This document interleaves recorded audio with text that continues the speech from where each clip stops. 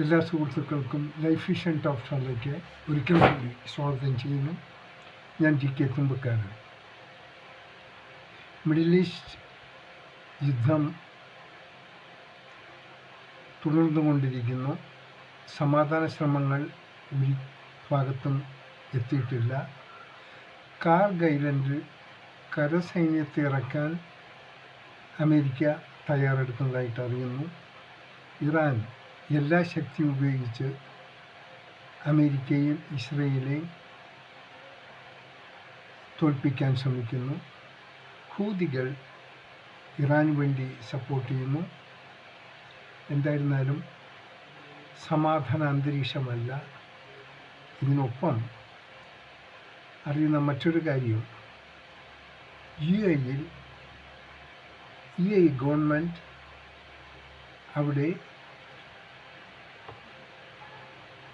അവിടെ നടക്കുന്ന യുദ്ധത്തിൻ്റെ വിവരങ്ങൾ ഒളിച്ച് സോഷ്യൽ മീഡിയയിൽ പോസ്റ്റ് ചെയ്ത കാരണം പലരെയും അറസ്റ്റ് ചെയ്തിരിക്കുകയാണ്. അതിൽ മലയാളീസുമുണ്ട്. കാരണം യുദ്ധഭീതിയിൽ ആൾക്കാർ കഴിയുമ്പോൾ അവിടെ ശുഭാപ്തി വിഷയങ്ങളടങ്ങുന്ന വീഡിയോകളോ വാർത്തകളോ കൊടുത്താൽ മനുഷ്യർക്ക് ശകലം സമാധാനം കാണും. എന്നാൽ നാടും വീടും വിട്ട് അന്യനാട്ടിൽ വന്ന് ജീവിക്കാനുള്ള തത്രപ്പാടിൽ കഴിയുന്ന സമയത്ത് ഒരു യുദ്ധം കെടുതിയിൽപ്പെട്ടാൽ ഉണ്ടാകുന്ന മാനസികാവസ്ഥ അതിൽ അനുഭവം കിട്ടാത്തവർക്കറിയില്ല. ഇന്നും നമ്മളൊന്ന് വിചാരിക്കേണ്ടത്, ഏതൊരു വാർത്ത കിട്ടിയാലും ഒന്നിൽ അവർക്ക് റീച്ച് കിട്ടണം. അതിന് ഏത് രീതിയിലാണ് മറ്റുള്ളവർ അതിനെ കാണുന്നത്, അത് ഭീതി ഉളവാക്കുന്നതാണോ അല്ലെങ്കിൽ കാര്യങ്ങൾ മനസ്സിലാക്കാനും ഗ്രഹിക്കാനുമുള്ള രീതിയിലുള്ള വാർത്തകളാണോ? അങ്ങനെയാണെങ്കിൽ കുഴപ്പമില്ല. ഇപ്പോൾ ഒരു നല്ലൊരു ശതമാനം ആൾക്കാർ ഇപ്പോൾ ജയിലിലാണ്. അതിൽ ഇന്ത്യൻസ് മാത്രമല്ല, ഫോറിനേഴ്സും അത് ഉൾപ്പെടുന്നു. ഈ ഗവൺമെൻറ് അത് വലിയ സ്ട്രിക്റ്റാണ്. അത് നല്ലൊരു സന്തോഷമുള്ള കാര്യമാണ്. ഇനി ഇതിലേറ്റവും നമുക്ക് ഒന്ന് സന്തോഷിക്കാമെന്നുള്ളൊരു കാര്യം, നമ്മുടെ മാധ്യമ പ്രവർത്തകരും ഞാനടക്കമുള്ള സോഷ്യൽ മീഡിയ പ്ലാറ്റ്ഫോം ആൾക്കാരും എല്ലാം ഇപ്പോൾ കേരളത്തിൻ്റെ ഇലക്ഷൻ ചൂടിലാണ്. ഇപ്പോൾ മൊത്തം ഇലക്ഷൻ ചൂടുള്ള വാർത്തകളും ആൾക്കാരിലേക്ക് എത്തിച്ച് എല്ലാ ചാനലുകാരും അവർക്ക് അവരുടേതായ ഒരു റീച്ച് ഉണ്ടാക്കാനുള്ള അത്യാന്ത ശ്രമത്തിലാണ്. ചൂടൊന്നും അവർക്കൊരു പ്രശ്നമല്ല. യഥാർത്ഥത്തിൽ അവർ മിഡിൽ ഈസ്റ്റിലെ വാറിനെക്കുറിച്ച് മൊത്തം അങ്ങ് മറന്നിരിക്കുകയാണ്. അല്ലെങ്കിൽ നമുക്ക് എപ്പോഴും ഇങ്ങനെ ഫ്ലാഷ് ന്യൂസ് കാണാം. മിസൈൽ അവിടെ പഠിച്ചു, മിസൈൽ ഇവിടെ പഠിച്ചു, ഇങ്ങനെ ഇറാനെക്കുറിച്ചും അമേരിക്കയെക്കുറിച്ചും ഇസ്രായേലിനെക്കുറിച്ചും ഇങ്ങനെ പടപെടാകുന്നു. ഇപ്പോൾ ഇലക്ഷൻ ചൂടായ കാരണം ഇതെല്ലാം ഇവർ മറന്നിരിക്കുന്നു. നല്ലത് തന്നെ. കാരണം ഇല്ലെങ്കിൽ ഇവരുടെ വാർത്തകൾ കണ്ട ഇവിടെയുള്ള പാവം പിടിച്ച ആൾക്കാരും ഒരുപാട് ഭീതിയിലാവും. കാരണം ഏതെങ്കിലും വീട്ടിൽ നിന്ന് ഒരാൾ അല്ലെങ്കിൽ അവരുടെ ബന്ധുജിറങ്ങുന്ന അല്ലെങ്കിൽ സുഹൃത്ത് ഇറങ്ങുന്ന ആരെങ്കിലുമൊക്കെ ഗൾഫ് മേഖലയിൽ ജോലി ചെയ്യുന്നവർ കാണും. അവരെക്കുറിച്ച് മോശമായ ദുഃഖകരമായ വാർത്തകൾ കേൾക്കുമ്പോൾ അത് വലിയ ബുദ്ധിമുട്ടുള്ളതാണ്. എന്തായിരുന്നാലും ഈ ഇലക്ഷൻ തീരുന്നവരേക്ക് ഇങ്ങനെയുള്ള വാർത്തകളൊന്നും നമുക്ക് കിട്ടില്ല. കാരണം ഇവിടെയുള്ളവരെല്ലാം വന്ന് ഈ ഇലക്ഷൻ്റെ തിരക്കിലാണ്. നമ്മുടെ സ്ഥാനാർത്ഥികളുടെ പിന്നാലെ അവരിങ്ങനെ ബൈക്കുമായി പാഞ്ഞുകൊണ്ടിരിക്കുകയാണ്. ഇനി ഇവിടെ ഇലക്ഷൻ ചൂടെന്ന് വെച്ചാൽ നമുക്ക് ഓരോ സമയത്തും ഓരോ ന്യൂസുകൾ മാറിയും തിരിഞ്ഞും വരികയാണ്. സത്യസന്ധമായ ഒരു ന്യൂസും നമുക്കിപ്പോൾ കിട്ടാനുള്ള സാഹചര്യമില്ല. അത് കിട്ടത്തുമില്ല. മാധ്യമക്കാർ പറയുന്നത് എല്ലാം നേരെ ആകണമെന്നില്ല. അവർക്ക് അവരുടേതായ ഇതിൽ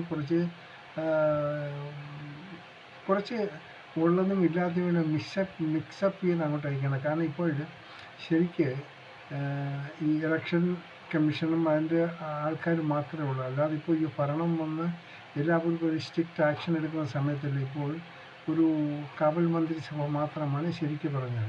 ഇനി ഇലക്ഷൻ കഴിയുന്നവരും ഇതിങ്ങനെ തന്നെ തുടരും. അതുകൊണ്ട് പൊതുജനങ്ങളോട് പറയാനുള്ളത്, നിങ്ങൾ വരുന്ന വാർത്തകളിൽ കൂടുതലൊന്നും വിശ്വസിക്കാതിരിക്കുക. പിന്നെ എനിക്ക് ഏറ്റവും കൂടുതൽ സങ്കടമുള്ളത്, രാവിലെ 6 മണിക്ക് തുടങ്ങുന്ന ഈ എന്താ പറയുക, ഈ സ്ഥാനാർത്ഥികൾ ഈ ചൂടിനെ എല്ലാം അതിജീവിച്ച് അവരിങ്ങനെ ഓരോ ഭാഗത്തും കയറി ഇറങ്ങി നടക്കുന്നുണ്ട്. പക്ഷെ അതിൽ ഏറ്റവും കൂടുതൽ കഷ്ടപ്പെടുന്നവരാണ് അവർക്ക് ഒരു റെസ്റ്റുമില്ല, ഒന്നുമില്ല. ബുദ്ധിമുട്ടുണ്ട്. അവരുടെ ആ പ്രവർത്തന ശൈലി ഇതെല്ലാം കാണുമ്പോൾ ശരിക്കും അവർക്കൊരു ആഹാരം കഴിക്കാനുള്ള സമയം കിട്ടില്ല, ദാഹജലം കുടിക്കാനുള്ള സമയം കിട്ടില്ല. കാരണം തിരക്കാണ്. ഓരോ ഭാഗത്തും നിശ്ചയിച്ചിരിക്കുന്ന സമയത്തിന് അതാ സമയങ്ങൾ അവിടെ കിട്ടിയില്ലെങ്കിൽ, അവിടെ എത്തിയില്ലെങ്കിൽ അവരെ കാത്തിരിക്കുന്ന അണികൾ വേറെ ഭാഗത്തേക്ക് പോകും. അപ്പോൾ അതൊക്കെ എല്ലാം കുറച്ച് കഷ്ടപ്പെട്ടുള്ള അസൈൻമെൻറ്റാണ്. അപ്പോൾ പബ്ലിക് പാർട്ടിയുമായിട്ട് അനുഭവമുള്ള ഏത് പാർട്ടി ആയിരുന്നാലും നിങ്ങളുടെ സ്ഥാനാർത്ഥി വരുമ്പോൾ കയ്യിൽ നിന്ന് അവിടെ നിൽക്കുക, അവർക്കൊരു ആശ്വാസം പകരുക. അവർ തോൽക്കുകയോ ജയിക്കുകയോ എന്തോ ആയിക്കോട്ടെ, പക്ഷേ അവരെ ഒന്ന് വേണ്ട ഒരു സമാധാനം കൊടുക്കേണ്ട നമ്മുടെയൊക്കെ ആവശ്യമാണ്. അവർ ആ ക്ഷീണമായിട്ട് പോയി കിടക്കുമ്പോൾ ഈ ചില ഭാഗത്ത് പോകുമ്പോൾ ആൾക്കാർ കാണുന്നത് ചെയ്യുന്നു, ഒത്തിരി ആൾക്കാരാണ്. അപ്പോൾ ഒരു താരതമ്യം ചെയ്യുമ്പോൾ ഓക്കെ, ഇന്നത്തെ ദിവസം വലിയ കുഴപ്പമില്ല, തെറ്റില്ലാത്ത ആൾക്കൂട്ടം കിട്ടി എന്ന് അവർക്ക് വിശ്വസിക്കാം.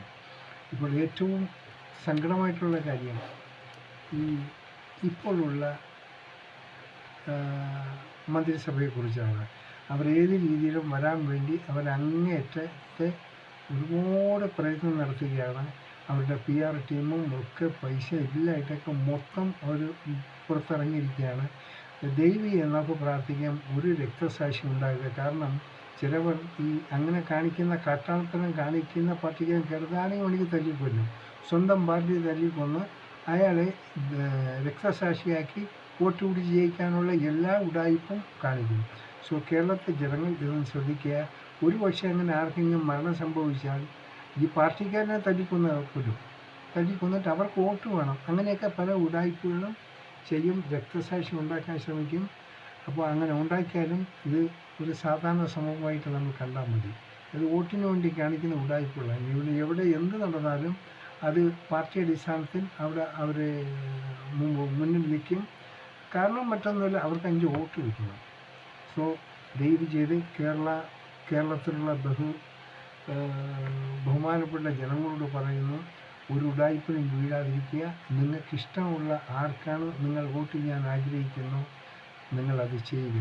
വീണ്ടും ഒരിക്കൽ കൂടി പറയുന്നു, നിങ്ങളുടെ അനുഭവങ്ങൾ ഒരിക്കലും മറക്കില്ല. കിട്ടിയ അനുഭവങ്ങൾ ഒരിക്കലും മറക്കാതെ നല്ല അനുഭവങ്ങളൊക്കെ നിങ്ങൾ താരതമ്യം എന്തൊക്കെ നിങ്ങൾക്ക് നല്ല അനുഭവമാണ്, മോശം അനുഭവമാണ്. പക്ഷേ ഒരു പാർട്ടി ഭരിക്കുമ്പോൾ അത് 1 2 അറിയുന്നവർക്ക് വേണ്ടി മാത്രമുള്ളൊരു ഭരണമായിരിക്കരുത്, പൊതുജനങ്ങൾക്കുള്ള ഭരണമായിരിക്കണമെന്ന് എല്ലാവരും കരുതിയിരിക്കണം.